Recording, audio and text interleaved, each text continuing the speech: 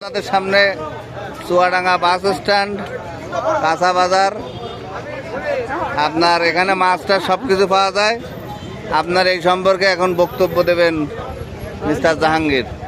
আসলে বিষয় হচ্ছে কি যে আর্থিক সংকটের কারণে আমরা আসলে মাছ আছে, বড় বড় মাছ আছে, ভালো মাছ আছে, এখানে দেশি মাছ আছে, দেশি বিলির মাছ আছে। আপনি কি মাছ কিনেছেন? আমি তেলাপিয়া মাছ কিনেছি, 100 টাকা কেজি নিয়েছে, যেগুলো এখনো পর্যন্ত এই যে মনোসেক্স আর কি এখনো পর্যন্ত মানে পরিপূর্ণ আসেনি, মানে খাওয়ার উপযোগীও হয়নি। তারপরেও আর্থিক সংকটের কারণে আসলে এটাই নিলাম আর কি করবো। মারবেন বাজারটা একটু দেখেন। আপনারা বাজারটা একটু ঘুরে দেখেন। ধন্যবাদ।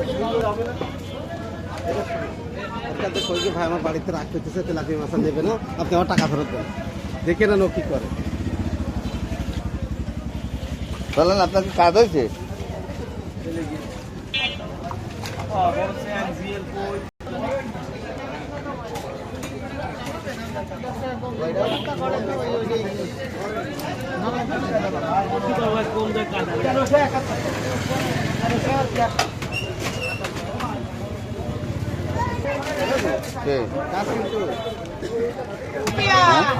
হাত কেজি ওজন আছে, হাত কেজি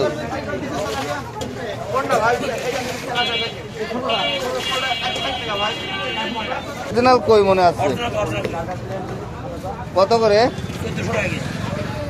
এর মধ্যে একটাও ভেজাল নেই, তাই না? এটা দেশি কই, দেশি কই। এটা হলো যে বাড়ির পাশে পুকুর। আরে রাস কই, এটা রাস। দাম করা হলো না। পাঙ্গাস মাছ কত করে? হ্যাঁ, এটা 2 কেজি হবে মনে হয় না?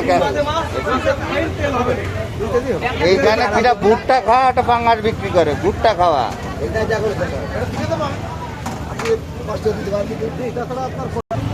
আরে তেলাপিয়া কত করে? তেলাপিয়া 170।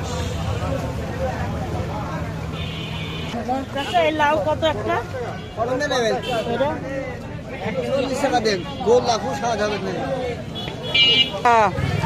ইলিশ এখন কত করে?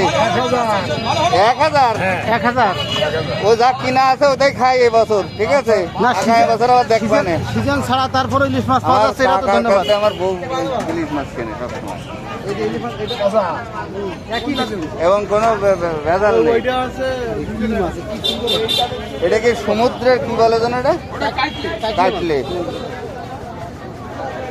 এ কত করে? এ কত করে? চিংড়ি তো অত ফ্রেশ না। কত করে এগুলো? কত করে? 220 টাকা আছে, আপনি 200 টাকা বয়ে দেন। 800 টাকা। 800 টাকা কেজি। তাহলে তো বেশি হয়ে গেল। নাই ছোট ছোট দিকে করে নিতাম। এই ছোট দিকে না, ওইটা আলাদা মাল। এই তো বুঝেছি।